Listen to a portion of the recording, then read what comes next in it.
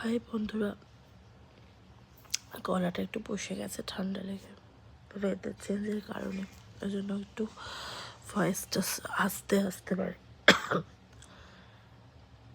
আজকে সন্ধে অবধি দিনটা খুবই ভালো চলছিল, স্মুথলি যাচ্ছিল, ভালোই কাটছিল দিনগুলো।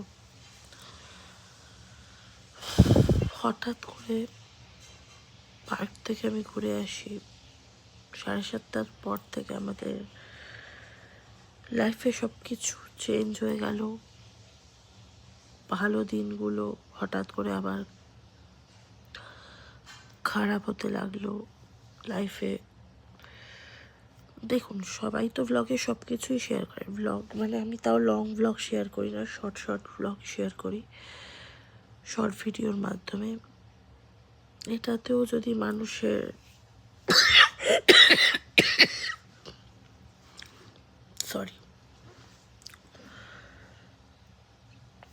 এটাতেও যদি মানুষের নজর লেগে যায়, মানে নজর থেকেও বেশি বেশি মানি না, এটাতেও যদি মানুষ আমার শর্ট ভিডিও দেখেও যদি খুবই ফোর্স করে ওঠে বা কি বলবো, জ্বালা ধরে,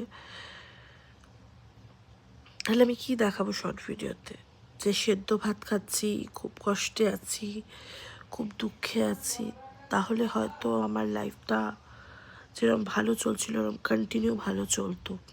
এখন তাই মনে হচ্ছে। মানে আমি কষ্টে থাকলে সবার খুব ভালো লাগে, আনন্দ লাগে মন থেকে। আর যখন আমি খুব হ্যাপি থাকি, যখন যেগুলো হ্যাপি মুমেন্ট আমি যেগুলো করি, যে বা ঘুরতে যাওয়া, যা কিছু আনন্দের থাকে ছোট ছোট করে ক্লিপে শেয়ার করি, ওটাই আমার অপরাধ? ভাই, তোমরাও খুশি থাকো না তোমাদের লাইফে, তোমরাও নিজেরা যেভাবে যতটুকু যেরমভাবে তোমাদের খুশি আসে খুশি করো, খুশি থাকো, ঘোরো ফেরো, এনজয় করো, যেরম খুশি, মানে যেরম যার লাইফটা সেরমভাবে এনজয় করো। আমি তো বাধা দিচ্ছি না, বা কেউই বাধা দিচ্ছে না।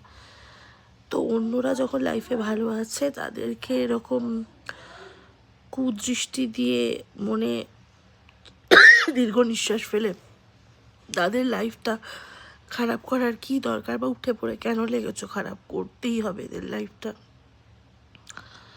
তোমরাও করো, তোমরাও আনন্দ করো, শেয়ার করো। আমিও তো অনেক কিছু দেখি, কই আমার তো কোনোদিনও মনে ক্ষোভ লাগেনি যে এটা করছে কত সুন্দর আছে, আমার হচ্ছে না। আমি ভাবি যে না, সে এনজয় করছে, করুক, তার কপালে আছে, তাই আমারও ইন ফিউচার হবে। তোমরাও এরকম ভাবতে পারো তো।